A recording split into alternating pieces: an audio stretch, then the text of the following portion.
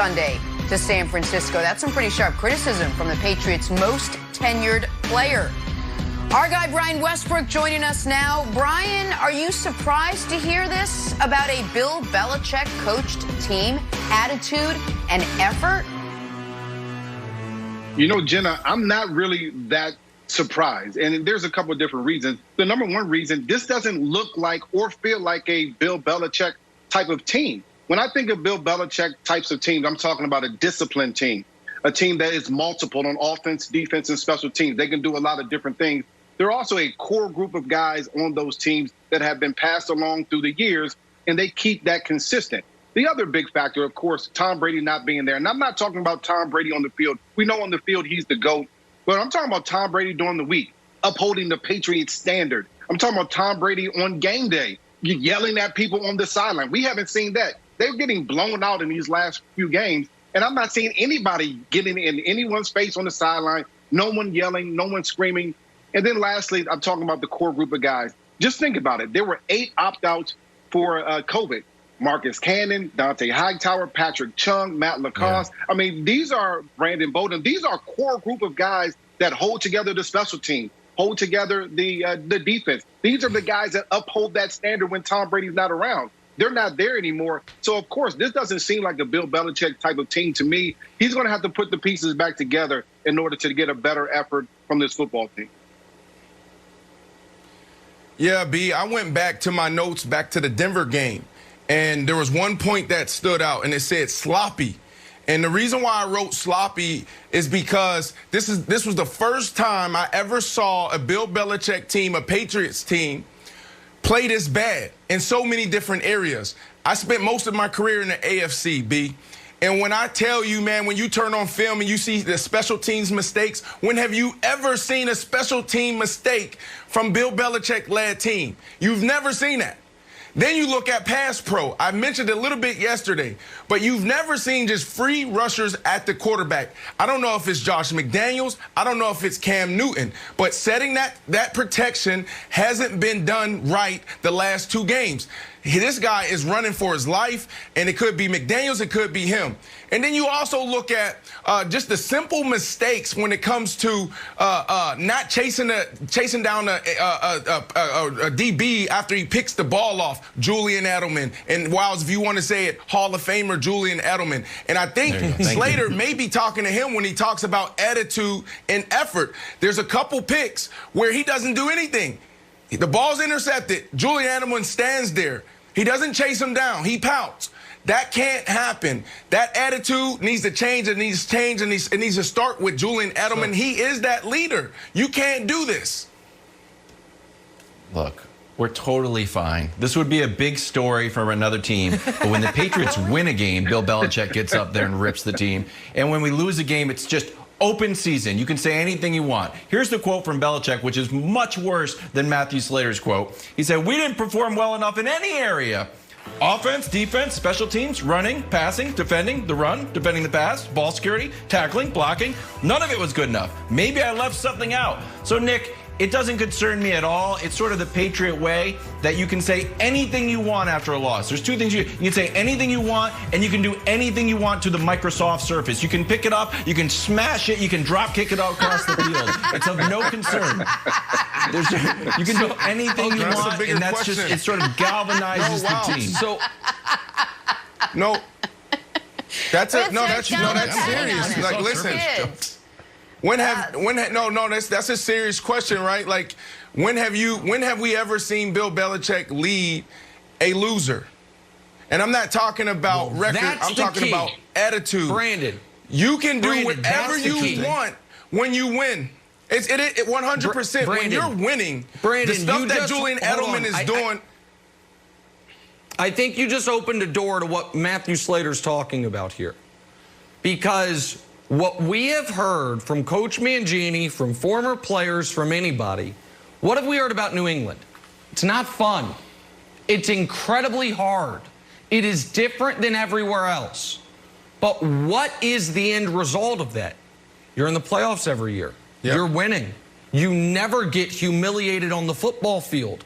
So for guys who have been there, they know the juice is worth the squeeze. Now let's look at this team. Young guys haven't been part of the winning. New players obviously don't know anything about the long-term Patriot way. And guys who have been there a long time have never dealt with this. All that hard work, all that attention to detail, all those brutal practices have paid off in, well, we win 11 or 12 games every year. We're never underdogs. Well, and when we lose, it's close. Well, think about exactly. this. It's even Julian Edelman's attitude, right? When he usually does that, but they still win the game. Or he'll do that. Tom Brady do that, and they still win 12 games that year. But when you're losing and you're a loser, okay, you can't do these things because of what you said. There are rookies there. There's new guys there that don't know the Patriot way. They've never seen it. So now the culture begins to shift, and guys start acting like that. Right. So the question now is, can Bill Belichick lead a loser? The last time he had a losing season was 2000. That's 20 years ago. Right. So these are multi-million-dollar athletes, football players, okay, and they have egos as well. So all of that, let's take a lap, let's do this when it's December and it snows on the ground and it's cold. You start seeing guys talk back. You start seeing guys do what they want to do. We might have a culture issue in New England, Wilds. Do you learn to lead a loser, or do you pivot? Or do you pivot and start from scratch? There's a report out of New England, which has turned a few heads this week. Wait, Wilds, that the Patriots are considering trading Defensive Player of the Year Stephon Gilmore before next week's trade deadline. So, Brian, let me start with you because I can't believe I'm asking this, but should the Patriots actually tank this season, or is it still salvageable? Well, I never believed that the Patriots will tank, and I still do believe that is salvageable. And here's the reason why. I think the Bills, who are 3-0 in the division, I'm just not getting that strong feeling from them. The Patriots are 1-0 in the division. They have an upcoming game against the Bills. I still think they have an opportunity to win this division, even with all the problems that we're talking about, even with all the issues that we're talking about. I still think they have an opportunity to win this division because I don't know how strong the Bills are at this point in the season. Correct. Well, so Brian, you nailed it.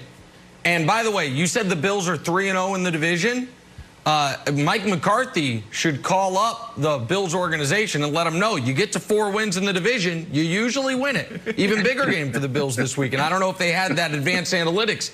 But this Wilds, this weekend is as big of a regular season game as you guys have played in a very long time. If you win, and I think you will, even though you're 4-point dogs, then I believe you guys just stay the course.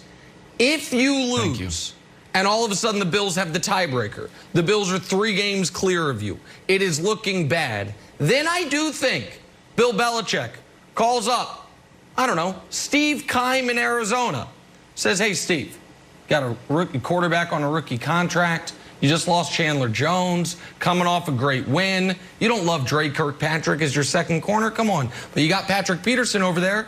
You want to pair him up with Stephon Gilmore, Brandon? You want to have 2 #1 corners on that team? I think Gilmore, who's on a very reasonable contract for next season, would get you a first-round pick. He is that level of player. No. I wouldn't do it, Brandon, if you beat the Bills. You beat the Bills, you know you win the next week because you have the Jets. You're 4-4 and you're right there. But if you fall to 2-5, if you lose 4 in a row, then I do think you consider trading Stephon Gilmore, Brandon. No, I just think it's funny that we're talking about the Patriots and we're also talking about them tanking. I mean, it's always been the Patriots, a handful of teams here, the Saints, maybe the Pittsburgh Steelers, a couple teams may entertain that tier, Nick, and then it's everyone else. And for the very first time, we're seeing a humanized New England Patriot team. I don't believe that they're going to tank. I don't believe that they're going to just throw in the towel because they still have a chance to make it to the playoffs. So Bill Belichick, Josh McDaniels, and even Cam Newton, they know they're one good game away from being right in it. Just a couple weeks ago, they were right there. We were talking about how awesome of a team they are. So, yes, they need to have a pass catcher. They need to protect Cam. Cam needs to protect himself. But if Cam has one good game, now things change, and it's a totally different topic. That's right. Well, you know, they've had discussions about trading Stephon Gilmore. Like, I've had discussions about moving to Barcelona. It's not going to happen, but of course, like, wow, that would be interesting, huh? Eat lunch at 4 o'clock, but it's not going to happen. But to everyone's surprise, I do think that we should tank, but it's Master P's tank, the gold tank, coming down $9.95, because the answer to all these questions are yes. Are we better than the Jets? Yes.